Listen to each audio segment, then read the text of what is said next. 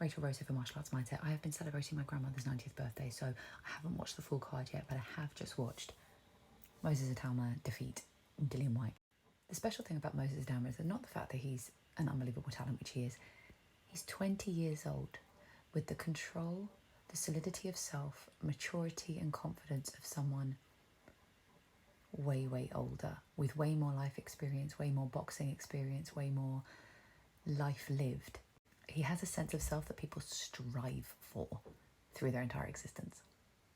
He believes wholeheartedly in his abilities, and it's showing in everything that he's doing. I thought, and I've been wrong about this before, like Pat Brown's last fight, I thought Oakford was going to give him a bit of a tough time. I thought he was going to give him a little challenge, sort of stretch out his rounds a little bit. And Pat demolished him, and that's effectively what's just happened. I thought Moses was going to get a few more rounds out of him, and he just demolished him in the first round. The thing about Moses that I thought was fascinating was how controlled he is.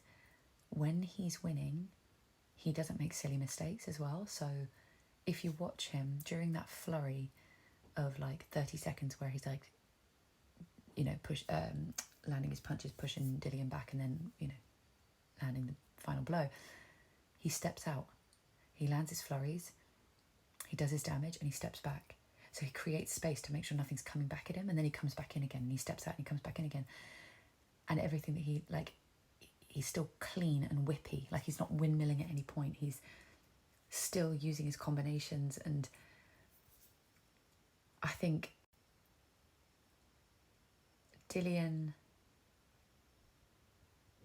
has had an exceptional career, and it was evident maybe in the last couple of fights that he was coming towards the end, and it's okay that he's got to this point, but I think he can put his gloves down now. Like, he doesn't have to keep pushing, and I know that it's hard, especially going from who he was. I can't even imagine what that feels like, to be sitting on the top of the world and then have that natural decline. But Moses is just something special, and I think we're going to see unbelievable fights from him. I feel like after that, personally, I would be excited to see him in the ring with anyone, because I feel like he could hold his own. He didn't get flustered by the big occasion, didn't get flustered by being a headliner, didn't get flustered by being in there with a seasoned talent. So let's see what happens next.